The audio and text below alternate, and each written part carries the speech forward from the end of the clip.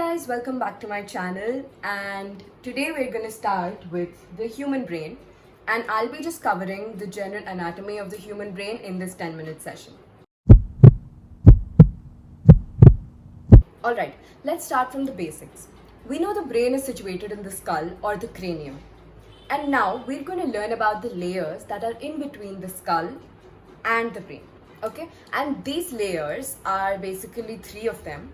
And these three layers are also known as meninges. Okay, so these meninges respectively are, suppose this is the skull. Okay, the first layer beneath the skull is known as dura mater. Okay, this is dura. This is made up of collagen fibers and it is very strong and thick in nature. And there is basically no space in between skull and dura mater. Alright? After dura mater comes the second layer, which is the arachnoid matter. Okay? So now this arachnoid matter, it also has certain villi present in it, known as the arachnoid villi.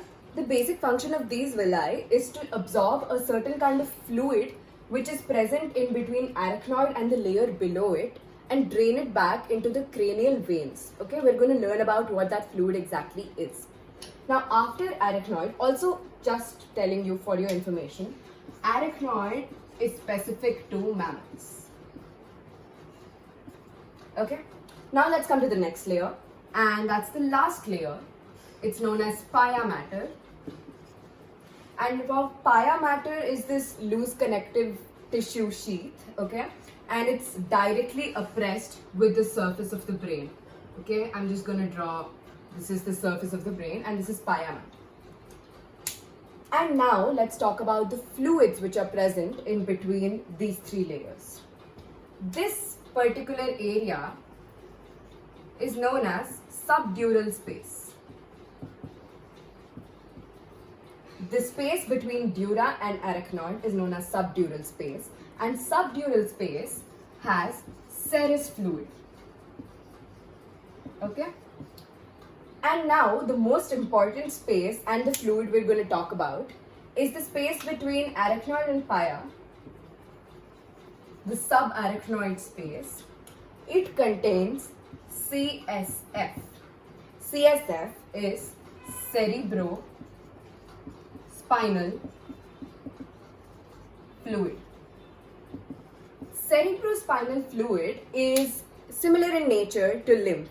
So you can imagine it has glucose, it has other nutrients, it has electrolytes, it has cholesterol, etc. And it's present throughout our cranium and it's present in certain areas in our brain. And it's very important for shock absorption, and it has many other functions that we're going to learn about. We also learned about the neuroglial cells that secrete the cerebrospinal fluid. And just as an information, cerebrospinal fluid's volume in our brain at any moment is 150 ml. And in 24 hours, the cells in our brain, the glial cells in our brain, secrete about 500 ml of CSF. Okay, it's very important for the functioning of our nervous system.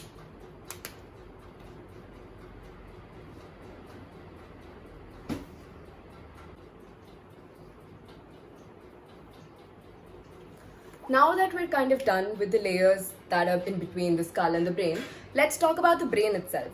So you know, our brain is divided into two halves, the left and right hemisphere.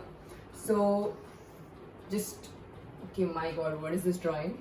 Anyways, just assume this is the left half and this is the right half of our brain. So the left and right hemisphere, and you might have heard many theories that the left brain is the creative part, the right brain is the more intellectual one. Well, it's kind of true, but all you have to know is both the sides of our brain are very important for our normal functioning, and there's this really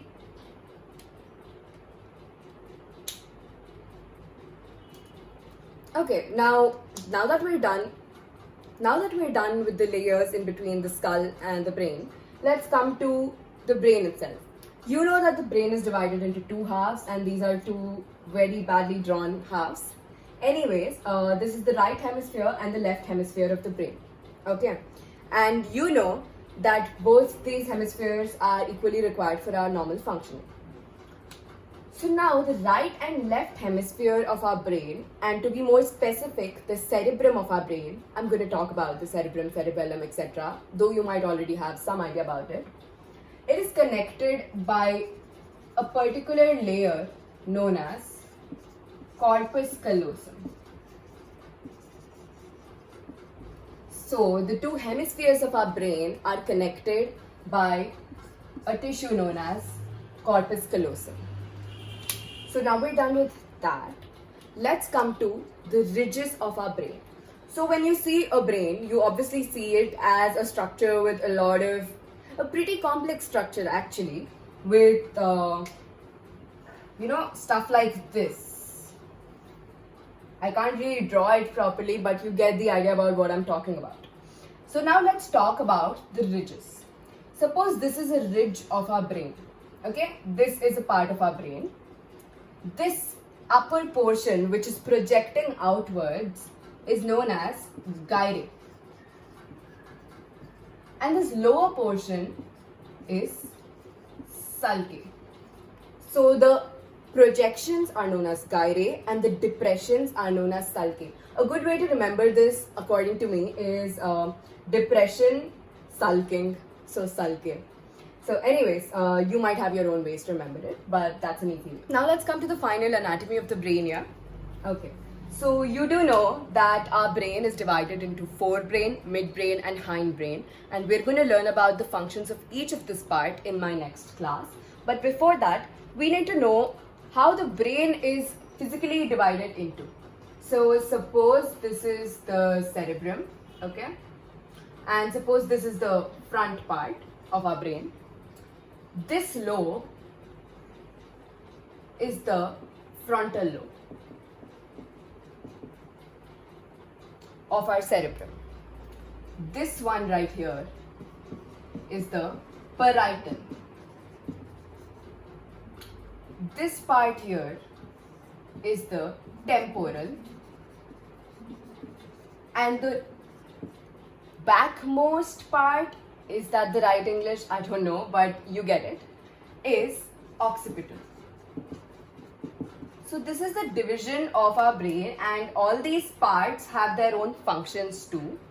So frontal is the frontmost one, parietal is the one just behind it, temporal is the one behind your ear, and occipital is the one at the back. Okay? So these are the ways our brain is divided into. Also very important, this area in between frontal and parietal, the sulcus is the depression that separates these two parts of the brain, is known as the central sulcus. And the sulcus that separates frontal and temporal is known as lateral sulcus. So this is the anatomy of the cerebrum. That was pretty much it for today. In the next class, we're going to learn about the forebrain, midbrain and hindbrain, their functions and their parts respectively. I hope you liked the video. Please let me know if you want more videos as such and the topics you want me to cover. Thank you for watching.